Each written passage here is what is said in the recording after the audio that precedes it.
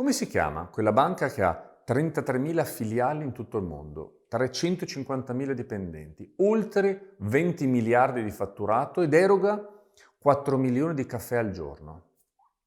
Quella banca si chiama Starbucks.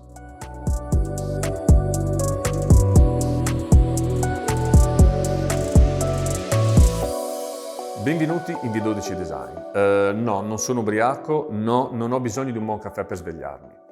Ma sì, avete sentito giusto, ho chiamato la più famosa catena di caffetterie al mondo banca. Perché ho fatto questo?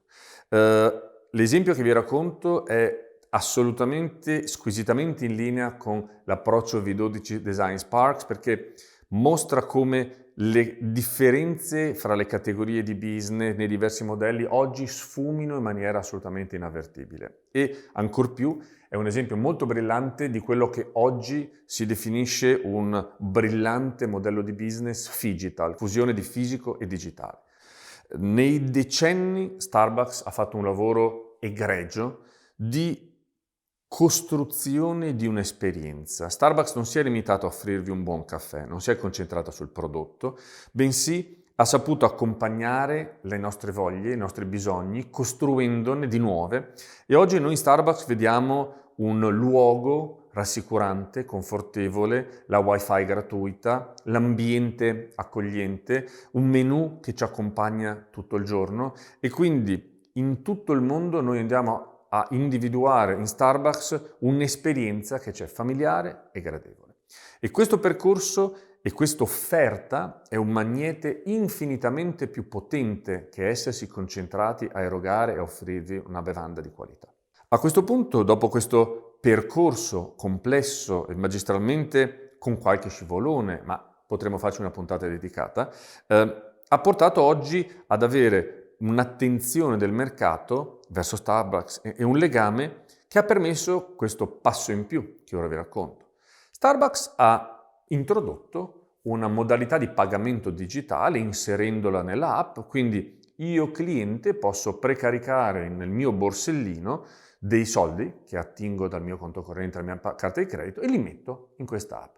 E poi li posso utilizzare per sveltire il mio pagamento, per offrire digitalmente il caffè a un mio amico, per erogare e regalare dei voucher, tutto andando ad avvantaggiare la mia esperienza, rendendola fruibile, più contagiosa e via dicendo.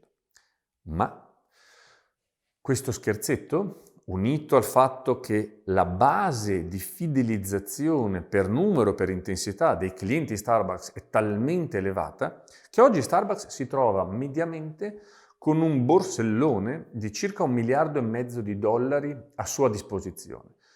Dollari che ovviamente onorerà come consumo, perché chiaramente io vado, pago il mio frappuccino e mi viene riconosciuto, ma Starbucks non è una banca, Starbucks non è un istituto di credito, quindi ad esempio non deve sottostare a tutte le norme che tipicamente quel tipo di enti deve rispettare e quindi non deve mantenere una porzione di questo borsellone a disposizione per eventuali ritiri di massa, anche perché questo credito non viene restituito come soldi. Starbucks quindi si trova costantemente con $1,5 miliardi che può utilizzare a interessi zero, quindi non deve ricorrere a linee di credito, per costruire nuove filiali, fare dei piani di comunicazione, tutte le operazioni che può nella propria ordinaria o straordinaria crescita possono appoggiarsi su questo borsellino che il mercato volontariamente offre all'azienda. Consideriamo anche che mediamente esiste una percentuale stimata fra l'8 e il 10%, chiamata breakage, che sono dei crediti non riscossi ed è una dimensione naturale tipica di questi programmi di loyalties che sono molto familiari per i clienti, quindi non costituiscono mai una forzatura, però applicata questa dimensione si parla di 100, 120, 150 milioni di dollari, omaggio per le casse di Starbucks, che ha brillantemente concepito questa operazione completamente legittima, ma che, attenzione, non dobbiamo vedere come furbizia. Il mercato ama, adora, perché il beneficio che vi racconto per l'azienda in realtà dall'utente viene percepito come assolutamente gratificante, altrimenti la cosa non funzionerebbe. Ecco, Starbucks quindi oggi può vivere se stessa e può venire raccontata come una banca del prim'ordine. E attenzione, questo 1,5 miliardi corrente lì, sappiate che la rende una banca comparata a una banca tradizionale di buona dimensione. Non sono molte le banche che hanno questo deposito corrente liberamente allocato, sia ben chiaro.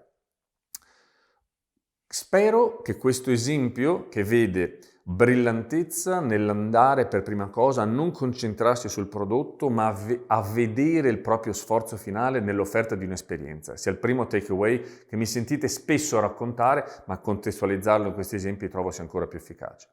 La contemporaneità di cavalcare, di costruire un'esperienza digital. Peraltro Starbucks è una delle aziende più attente, più brillanti a questo tema, è un altro elemento di attenzione.